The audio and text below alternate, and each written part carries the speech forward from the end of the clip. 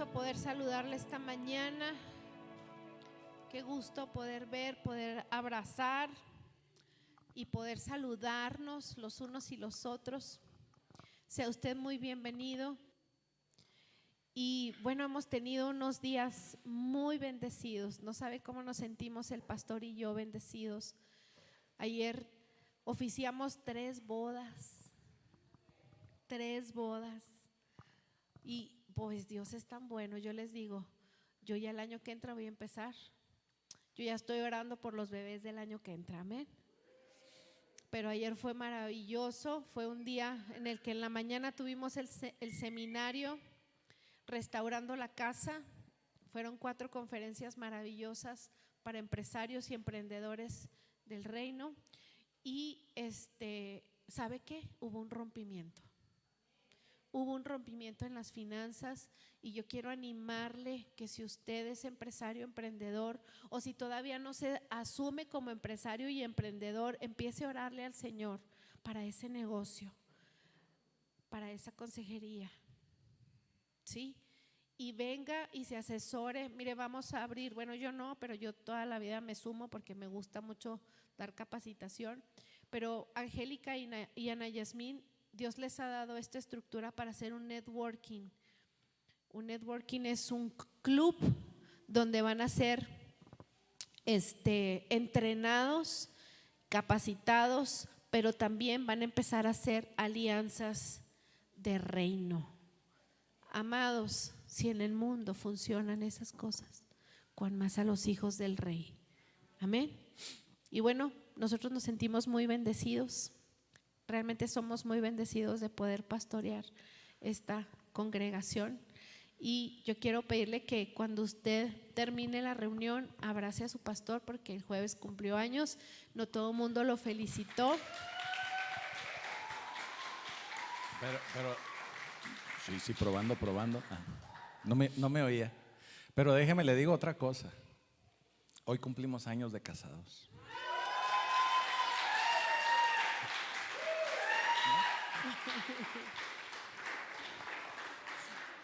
Así que es doble festejo. Vos muchos. Y faltan más. Sí. Años de casados un montón y juntos otro tanto. Sí, amén. Y bueno, vamos a darle porque usted sabe que la obra del Señor. Déjeme le digo que todavía sigue con nosotros la pastora Luz Dari. Va a estar con nosotros, bueno, aquí está con nosotros sentada. Y ahorita, si el Señor nos lo permite, vamos a ministrar un poquito para que usted disponga su corazón y que sea lo que Dios quiera. Amén. Así es, amén. Hoy no le quisimos dar trabajo para que descansara, porque ayer la trajimos en el trajín todo el día. Desde las 6 de la mañana, ¿verdad, pastora? La trajimos a la oración. A las 8 estuvimos ya preparándonos para estar a las 9 ahí en el diplomado, en las pláticas. Y ahí estuvimos hasta las 2 y fracción de la tarde. Y luego córrele a bañar, a comer ya. Bueno, comimos ahí porque unas gorditas muy buenas. Y córrele porque sigue la otra boda a las 6 y ahí venimos. Que fue boda doble, ¿verdad? Pues la pastora habla de 3, pero fue boda doble. Ayer les digo que estaba yo muy emocionado porque iba a ser la boda de Paco y Ray. De Paco y Selene, y Ray y Mari. Y fue muy bonito. Y córrele otra vez porque a las 8 tenemos otra boda ya por la salida de Aldama, kilómetro 12 allá de Aldama. También el Señor ahí hizo lo suyo muy bonito. Y bueno, pues nosotros más que emocionados y contentos de servirle al Señor. Y bueno, pues vamos a seguir orando. Usted sabe que la obra del Señor no se detiene, hay que seguir adelante. Realmente nos da tristeza ver de pronto así algunas sillas sueltas, ¿verdad? Solas. Les digo que de por sí voy a quitar la primera fila porque nunca se sienta nadie ahí. Entonces la voy a quitar. Pero siempre la quito y luego se me van recorriendo hacia atrás, entonces es la misma.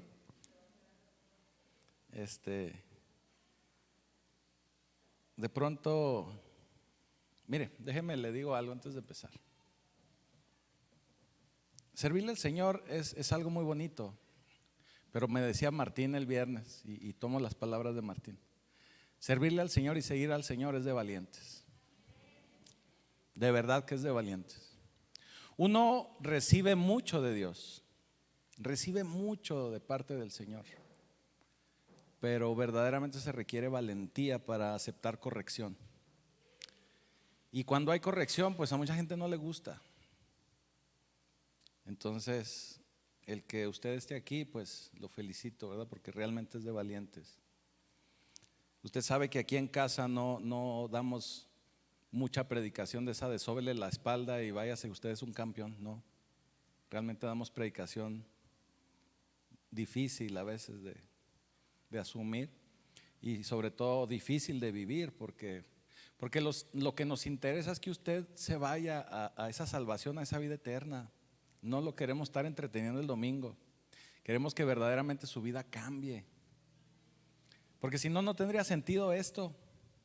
Porque si se trata nada más de estarles dando una pastillita y sobándoles la espalda y la cabeza, pues a lo mejor tendríamos lleno, pero no se trata de eso. Realmente a veces hay que ser muy tajante con el pecado, hay que ser muy intolerante con el pecado.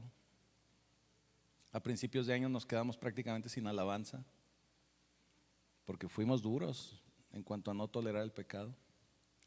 Y otra vez en estos meses, estas semanas hemos atravesado por una situación similar. Entonces usted no se asuste, usted manténgase firme, así como lo hemos predicado, con la mirada en Cristo, con la mirada en ese domingo de resurrección y no en ese viernes que nos hace temblar y nos hace sufrir.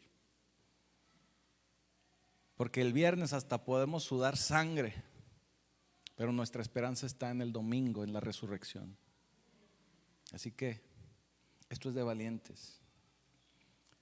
Y el entender a Jesús, eso nos va a dar las herramientas y nos va a dar el ánimo, el oxígeno de seguir adelante. Nuestro Salvador es la parte medular de nuestra fe. Jesús es el personaje principal de nuestra fe. Toda la Escritura habla de Jesús, desde Génesis hasta hasta el Apocalipsis. Toda la Escritura habla de Jesús. Él es el personaje principal. Y es muy importante que entendamos quién es verdaderamente Jesús. Y mire, hoy vamos a iniciar con un pasaje que está en el libro de Juan, San Juan. Esta anécdota creo que ya se las he platicado varias veces, pero como ya cuando empieza uno a entrar en años, que empieza uno a cumplir años, empieza uno a repetir los mismos chistes y todo. Se lo voy a volver a decir, no sé. Estábamos en una ocasión en una célula y estaba una persona nuevita en el evangelio y le digo, abra ahí su Biblia en Juan. Y el cuate yo veía que le daba vuelta para un lado y para el otro y no lo encontraba. Le digo yo, búsquele bien, ahí tiene que estar entre Génesis y Apocalipsis. Y seguía buscando, ¿verdad? Seguía volteando páginas. Al último allá lo encontró, creo, la esposa, y luego se asoma a él.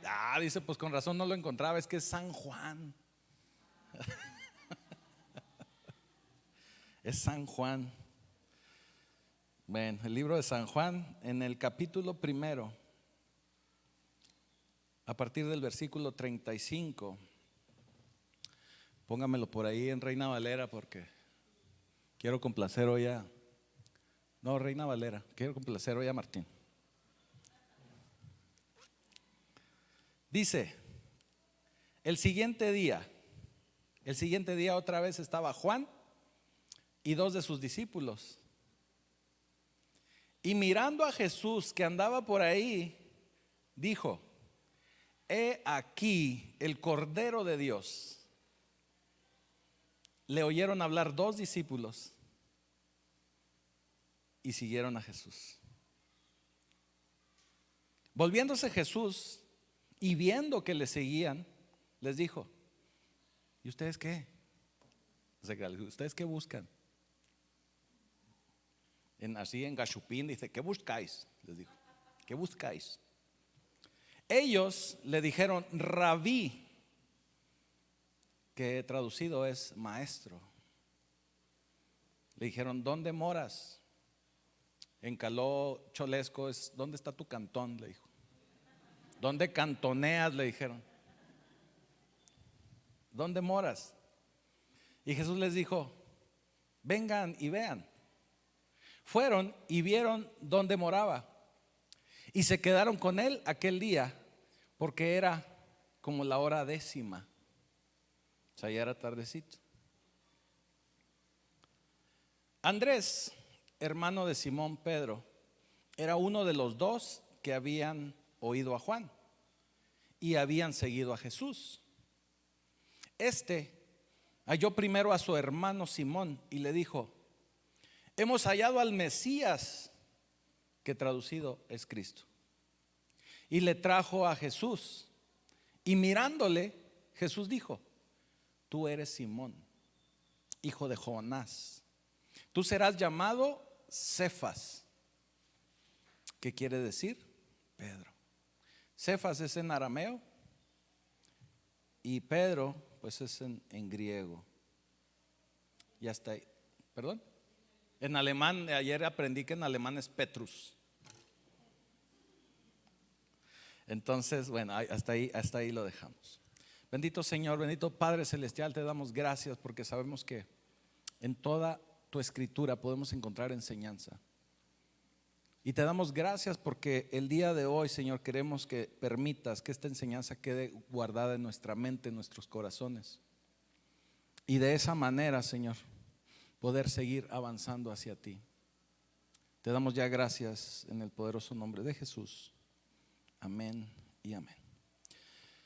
Bueno, pues el contexto de este pasaje que acabamos de leer es que estaban algunos de los discípulos de Juan. Estaba hablando de Juan el Bautista. Usted debe de recordar que Juan el Bautista estaba preparando el camino para la venida del Señor. Estaba bautice y bautice, moje y moje gente, ¿verdad? Oye, cuando yo era niño en el día de San Juan se la pasaban mojando gente, ¿verdad? Bien padre la hermana Rita. Hasta que lo prohibieron porque era un tiradero de agua. Pero así se la pasaba Juan. Y Juan, el encargo de Juan era preparar el camino para Jesús. Ahorita no voy a predicar de Juan, pero curiosamente, bueno, yo siempre he pensado que Juan debió haber sido el primer discípulo de Jesús.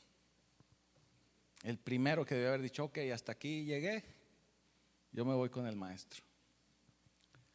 Pero era su primo, entonces así como que dijo, no, pues,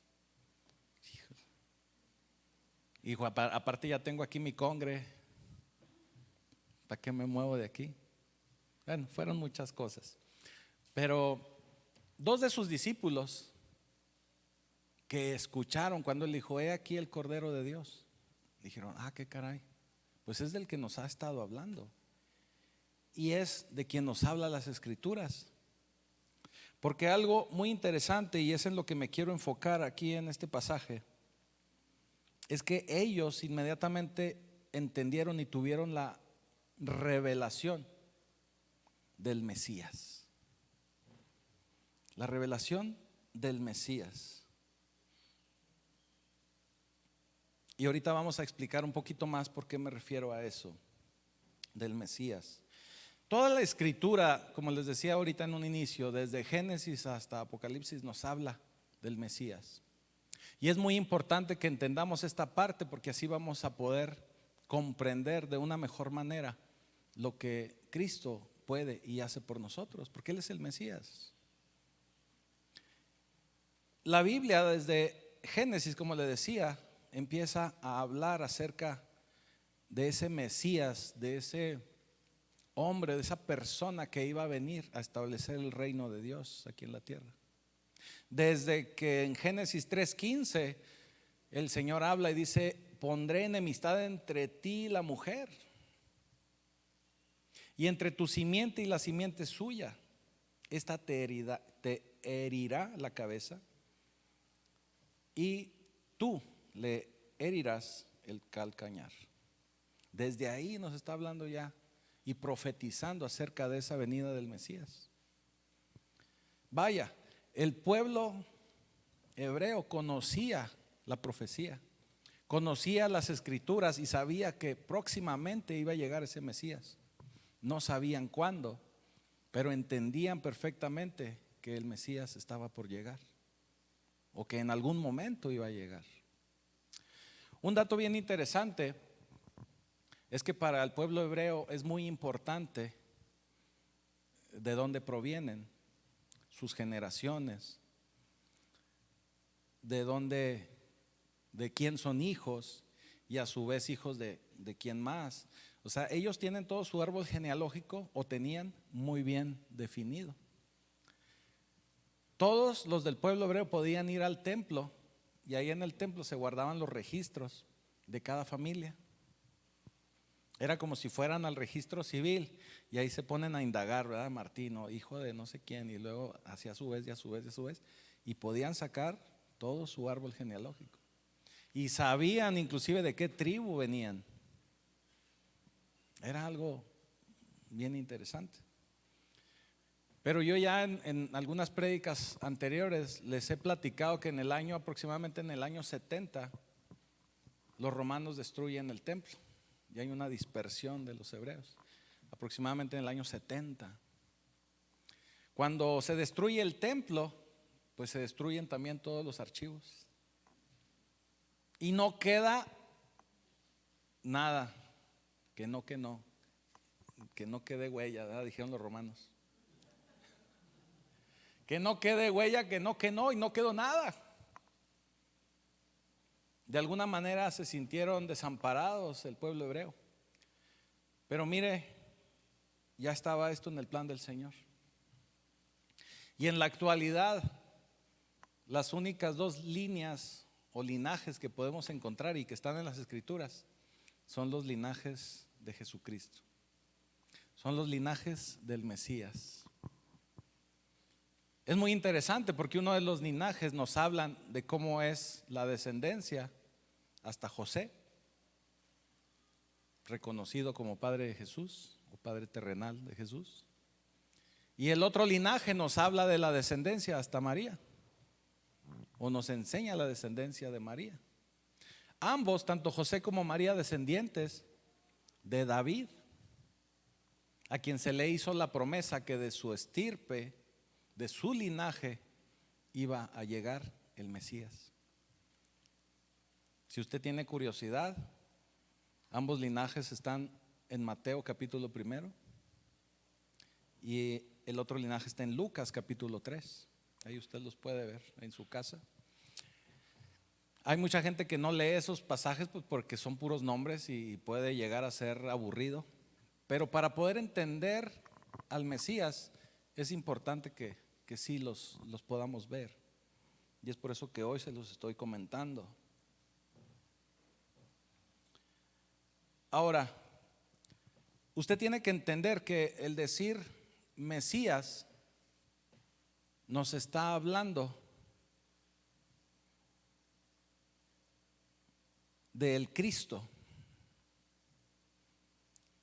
Cuando llegan los discípulos en otra versión y le dicen a Simón, hey, hemos encontrado al Mesías. En traducción significa Cristo en griego. Mesías es Cristo. Pero a su vez, el hablar de Mesías, hablar de Cristo, también hablamos del ungido. Hablamos del ungido de Dios. Entonces estas tres palabras se relacionan. Hablar de Cristo es hablar del Mesías y hablar del Mesías es hablar del ungido. Ahora tenemos que entender qué es un ungido. En el Antiguo Testamento, si estudiamos con detenimiento quiénes eran ungidos o a quién se le ungía, existen tres categorías. Y la primera de ellas es que se ungía a los profetas. Todos los profetas recibían unción. Porque el profeta, ¿qué viene a ser el profeta? El profeta viene a ser un portavoz de lo que Dios quiere decirle a su pueblo. El profeta es quien nos da a conocer lo que Dios quiere darnos a conocer, lo que Dios quiere que nosotros sepamos. Normalmente la profecía es para darnos dirección y en otros muchos casos para darnos corrección. En la actualidad se ha desvirtuado un poquito esto de la profecía y hay inclusive mucha, y mire, se lo voy a explicar de esta manera, no me vaya a malentender. Hay mucha profecía personalizada que sí existe, que sí puede ser, pero normalmente cuando se habla de un profeta con todas las de la ley, es una profecía para dirigir, para dar destino y para dar propósito a la iglesia, al pueblo de Dios. Eso debe de hacer verdaderamente un profeta. Ya si de repente por ahí se encuentra ahí o está ministrando y ya llega algo, qué bueno. Pero lo más importante y la profecía principal es para dar dirección y para darle destino a ese pueblo, darle destino a la iglesia. Porque parte de esa profecía nos habla de un futuro en el Señor, de lo que el Señor está buscando y lo que quiere hacer con nosotros. Entonces nos está hablando de un futuro. Eso es lo que hace un profeta. A los profetas se les ungía. La clasificación número 2 de los ungidos. ¿A quién más se le ungía? Se le ungía a los sacerdotes. Todos los sacerdotes tenían que ser ungidos. ¿Y qué hace un sacerdote? Bueno, pues el sacerdote es el encargado de establecer ofrenda con el Señor. También se comunica como los profetas, pero meramente para ministrar la presencia de Dios. Los sacerdotes eran los encargados de llevarle sacrificio al Señor y de recibir ese favor de Dios para el pueblo y ministrarlo. Eran los representantes de Dios delante del pueblo para manifestar la gracia de Dios, que en el Antiguo Testamento no lo conocían como gracia, pero el favor de Dios, vamos a decirlo. Eso eran los sacerdotes. Y había una larga lista de sacerdotes, porque usted sabe que los descendientes de Aarón fueron los que se convirtieron en esos sacerdotes. Y obviamente pues no era únicamente uno o dos, era una listota. Y de esa listota enorme de sacerdotes, porque eran muchos, siempre se escogía y siempre había un sumo sacerdote, que era el principal, o vaya, el sacerdote principal. Y ese sumo sacerdote era el que entraba hasta el lugar santísimo a entregar ofrenda. Por eso se le amarraba los cascabeles y una soga de la pierna, porque si no hacía las cosas de una manera correcta o como el Señor lo esperaba, él caía muerto.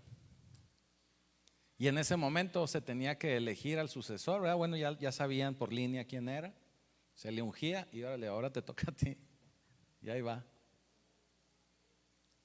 Eso hacían los sacerdotes, y esa es la segunda clasificación de a quién se le ungía. Tercera clasificación de los ungidos, los reyes. Siempre que se escogía un rey para el pueblo de Dios, este era ungido. A David se le ungió, a Saúl se le ungió, y así sucesivamente. Cada rey, cada gobernante tenía que ser ungido. ¿Por qué se le ungía a los reyes o por qué se unge a los reyes? Se les ungía porque ellos iban a ser representantes de establecer la ley de Dios delante del pueblo. Ellos eran los encargados, o son los encargados, de establecer el reino de Dios, de que se lleve a cabo las cosas como Dios, como decía uno antes, como Dios manda, les decía ayer también. Porque eran ungidos para gobernar de una manera correcta y adecuada a los ojos de Dios. Ese era el propósito de ungir a un rey. Ya ve que hoy oramos por los gobernantes, Pero en la antigüedad, en el pueblo hebreo, se ungía al gobernante precisamente para que estuviera bajo la cobertura de Dios y que él tuviera el compromiso de gobernar con los preceptos de Dios, cosa que no siempre sucedía y lo podemos ver ahí a través de las escrituras. Pero era también ungido. Entonces, estos son las tres categorías de quienes eran ungidos, y usted lo puede encontrar ahí en el Antiguo Testamento: profetas, sacerdotes y reyes. Déjeme le digo algo: Jesús fue ungido por el Espíritu Santo.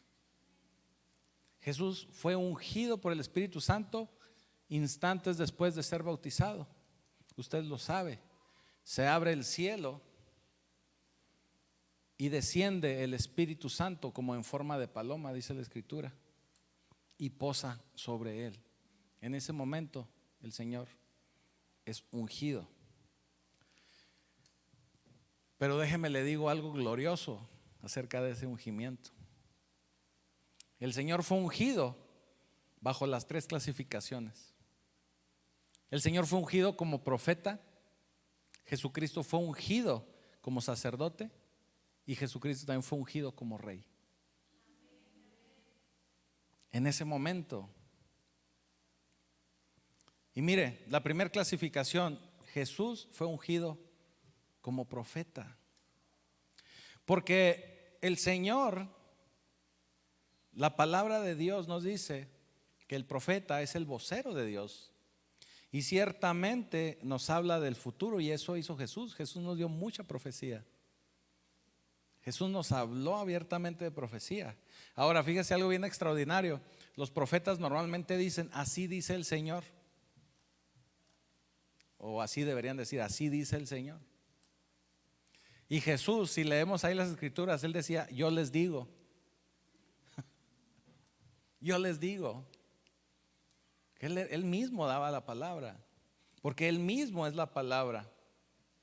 Los profetas nos transmiten lo que Dios quiere hablarnos, pero Jesús nos hablaba con su autoridad de la palabra de Dios, que Él mismo es la palabra. Usted debe de recordar que Jesús era el Verbo, es el Verbo. Y dice la Escritura: en el principio era el Verbo, y el Verbo era con Dios, y el Verbo era Dios. Jesús mismo es esa palabra profética. Dice Hebreos capítulo 1, versículo 1 y 2: Dios, habiendo hablado muchas veces y de muchas maneras en otros tiempos a los padres por los profetas, en estos postreros días no nos ha hablado por el Hijo, a quien constituyó heredero de todo y por quien asimismo hizo el universo. El autor de Hebreos nos está confirmando que la profecía vino directamente por el Verbo, por Jesucristo. Así que el Señor fue ungido profeta, Jesucristo profeta. Segunda clasificación: Jesucristo también fue ungido como sacerdote, porque nos dice la Escritura, dice en Timoteo, 1 Timoteo capítulo 2 versículo 5: porque hay un solo Dios y un solo mediador entre Dios y los hombres, Jesucristo hombre. El sacerdote, como les explicaba hace un momento, es esa persona que se convertía en un puente entre nosotros los hombres y Dios. Pero en el caso de Jesús, Él es la persona justa como mediador entre los hombres y Dios. ¿Por qué es la persona justa? Fíjese lo que nos dice Hebreos capítulo 2, versículo 17, por si lo quieren proyectar: por lo cual debía ser en todo semejante a sus hermanos, para venir a ser misericordioso y fiel, sumo sacerdote en lo que a Dios se refiere, para expiar los pecados del pueblo. Dice qué hermoso. Él también fue ungido sacerdote. Él viene a la tierra para poder conocer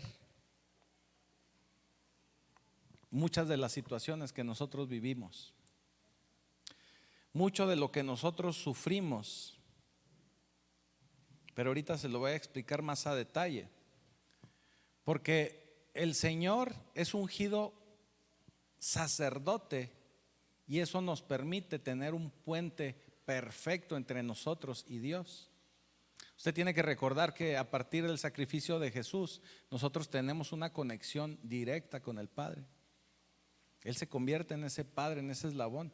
Yo les he dicho, Jesús es el verdadero pontífice. ¿Se han escuchado esa palabra? La utilizan para otras personas. Realmente ellos no son un puente para con Dios. El puente para con Dios es Jesús, porque la misma escritura nos lo dice. Jesús mismo lo declara, dice: yo soy el camino, la verdad y la vida. Y la parte que mucha gente se come de este pasaje es que dice: nadie viene al Padre si no es por mí. ¿Quién es el único que nos lleva a la presencia de Dios? Jesús. ¿Quién es el único que nos lleva a la presencia del Padre? Jesús. Así que no solamente es un sacerdote, sino que también es el sumo sacerdote. Ese sacerdote principal, ese puente que nos lleva con el Padre. El autor de Hebreos nos lo dice en el capítulo 4, versículo 14 al 16, dice: por tanto, teniendo un gran sumo sacerdote que traspasó los cielos, Jesús, el Hijo de Dios, retengamos nuestra profesión, porque no tenemos un sumo sacerdote que no pueda compadecerse de nuestras debilidades, sino uno que fue tentado en todo según nuestra semejanza, pero sin pecado.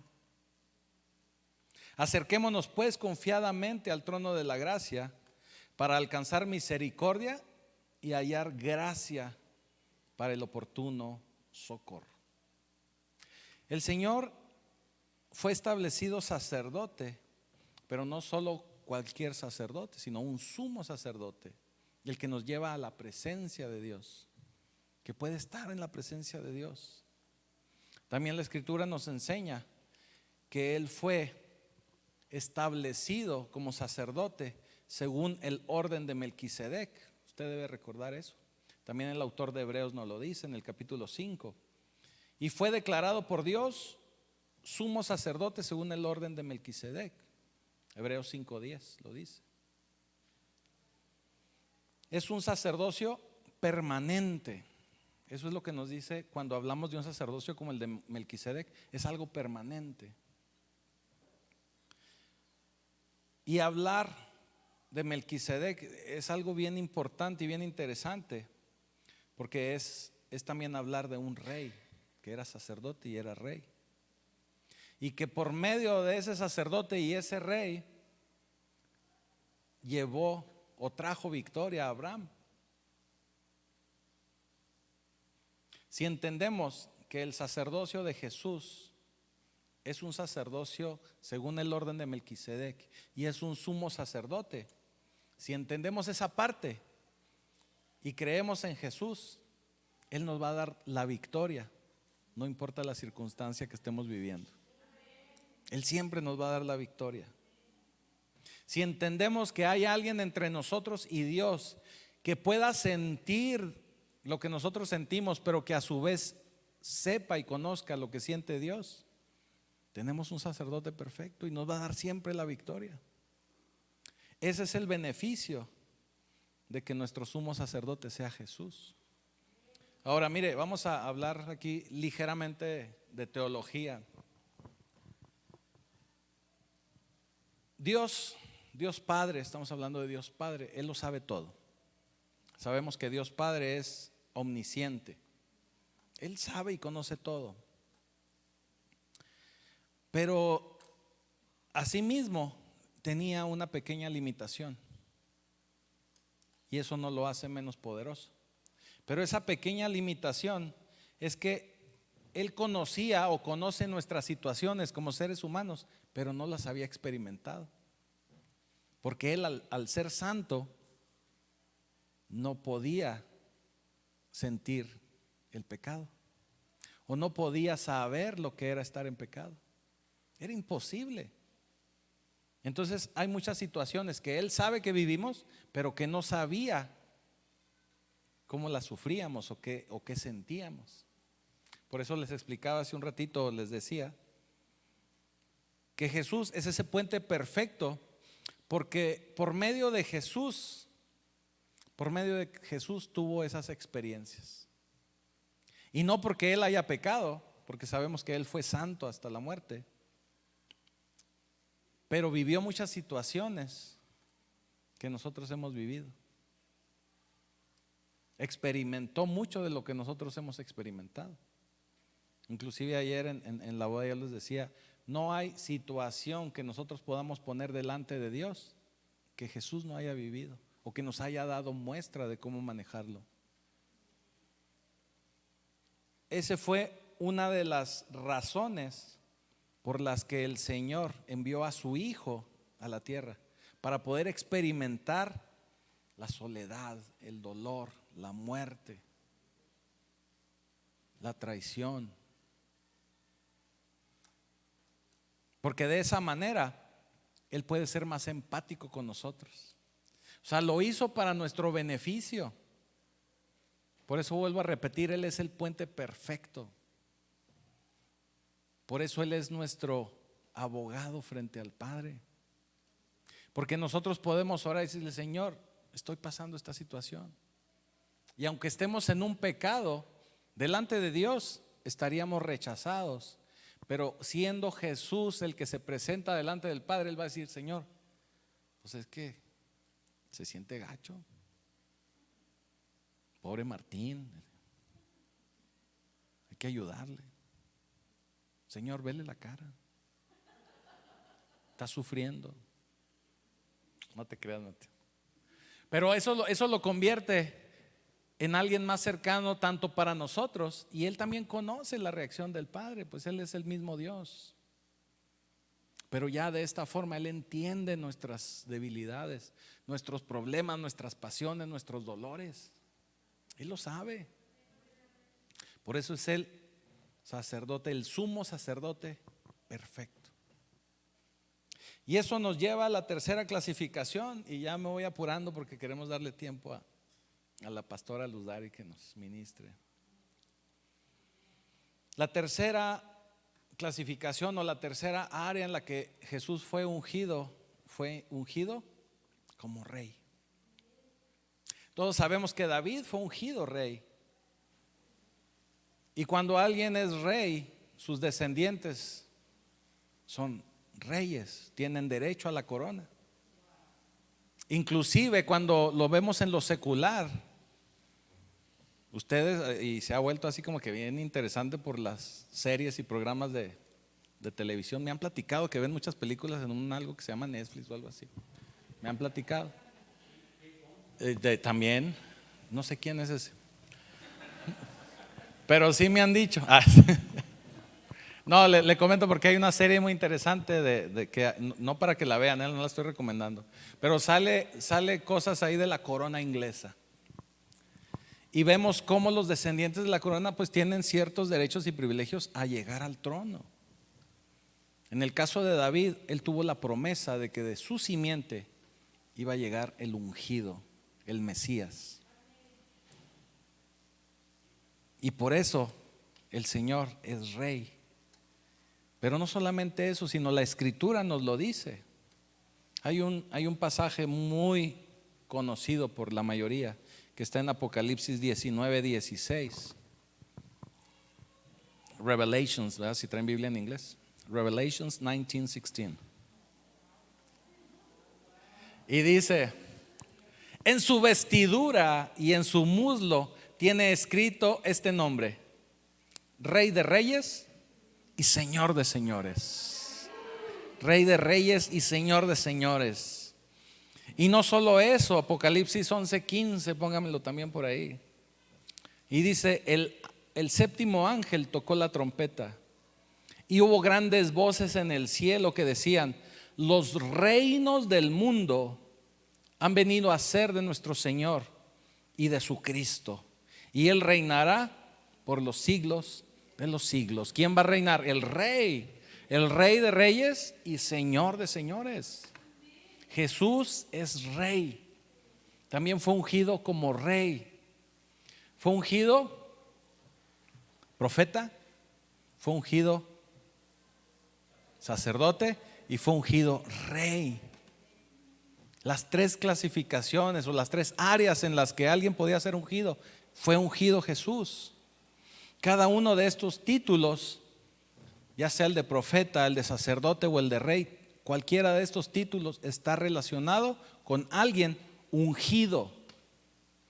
Cuando hablamos de alguien ungido, es un nombramiento, una autoridad que recibe de parte del Señor. Y se unge en estos tres términos: profeta, sacerdote y rey. Pero Jesús es el único que ha adquirido los tres o las tres áreas de la unción.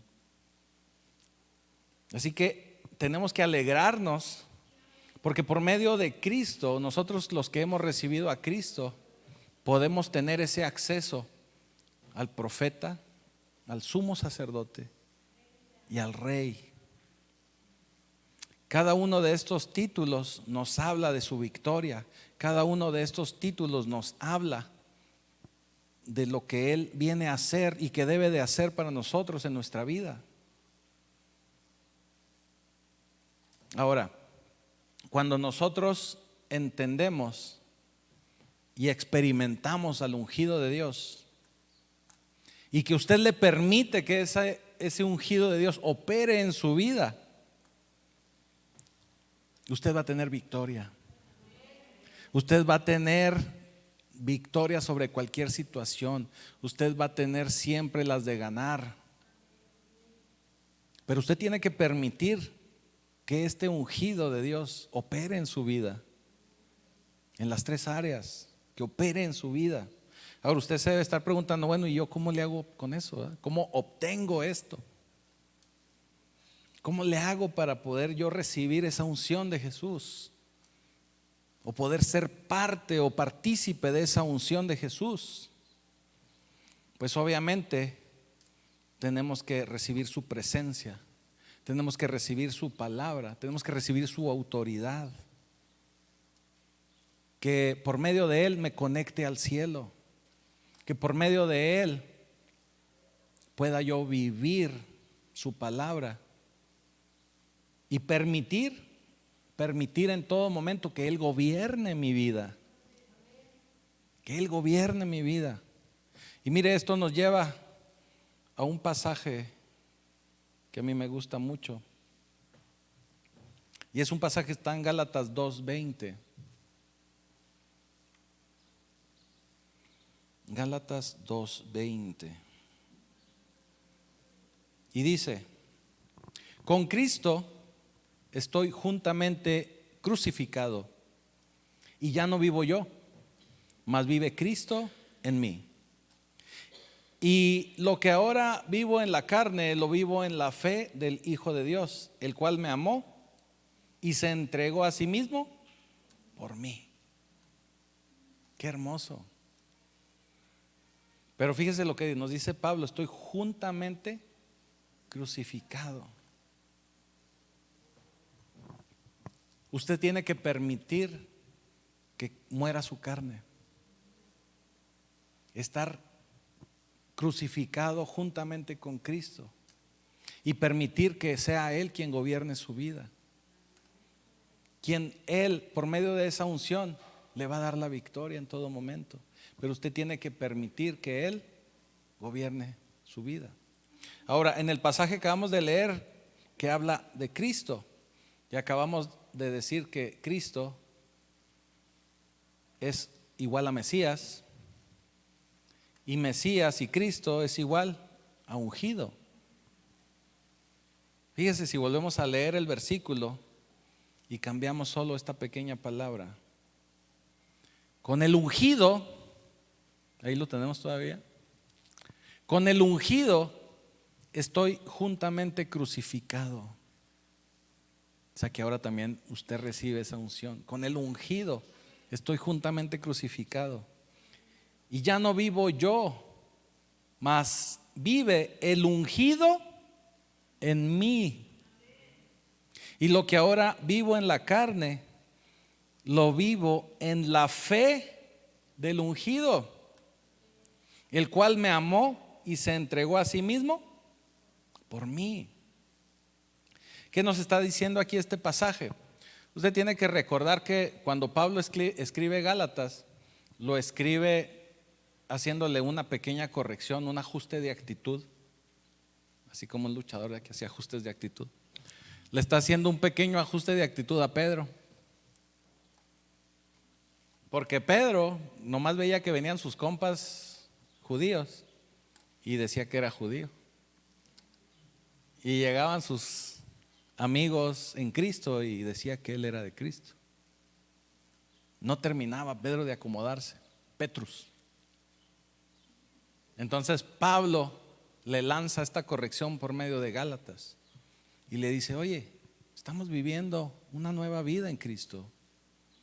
Así como yo he sido crucificado con Él, así todos y cada uno de ustedes, si creen en nuestro Señor, en nuestro Salvador, tiene que morir su carne. ¿Y cómo vamos a vivir esto? Lo vamos a vivir, aquí el mismo versículo nos lo dice: lo vivo en la fe del ungido. Hemos estado hablando semanas atrás, domingos atrás, de la fe. Tenemos que vivir en el creer que se va a realizar, en lo que Él nos está entregando, en lo que Él nos está dando, por fe, no por vista. Si usted todavía vive por vista, necesitamos trabajar más esa área. Usted tiene que empezar a vivir por fe. Así como por fe declaramos que al rato no vamos a caber aquí. Por fe, por fe, por fe. Y cada uno de ustedes también tiene que declararlo por fe. Porque acuérdense que en la unión está el poder, está la fuerza. Tenemos que estar todos orando en el mismo sentir. Por fe, por fe. Así que Cristo pues es el Mesías, pero es el ungido. Y el ungido nos lleva a las 3 clasificaciones. Un ungido nos lleva a ser profeta, a ser sacerdote y a ser rey. Así que cuando hablamos de Cristo, no solamente hablamos de una persona, sino hablamos del ungido. Y el ungido es profeta, sacerdote y rey. No podíamos tener más poder que el que recibimos por medio de Cristo. Tenemos que entender esta unión, esta identificación con Cristo, porque por medio de esta unción es que Cristo va a fluir a través nuestro. ¿A qué caray? Muchas gracias, Martín. Y luego que es el nuevo Chihuahua. Por medio de Cristo, es que le digo que mire, cuando brinca Gene, no es que brinque yo, brinca Gene y luego me hace brincar a mí.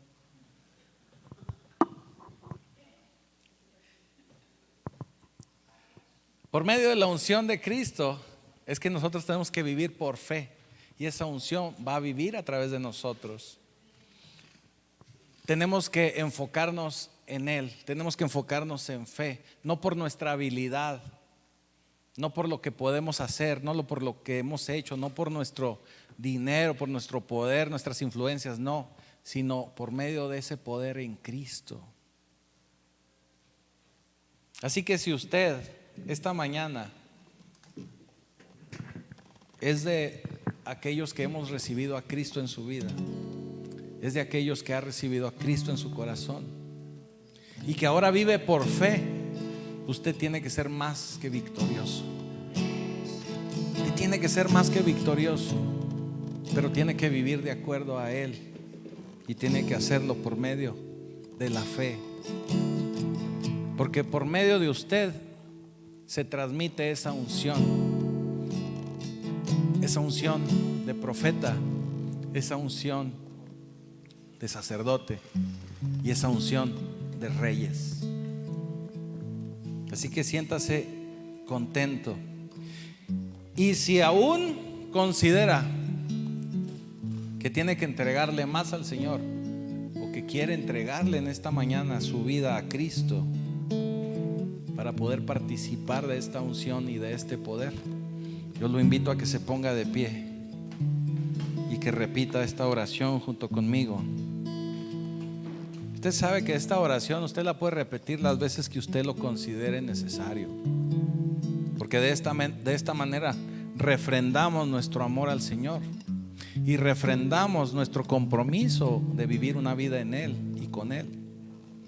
Así que usted lo tiene que repetir, pero con voz audible, que el mundo espiritual lo escuche, que el mundo espiritual se dé cuenta que ahora usted le pertenece a Cristo. Bendito Padre Celestial, en esta hora me presento delante de ti como un pecador y te pido perdón. Quiero recibir a Jesucristo como mi Salvador, como mi Señor. Y a partir del día de hoy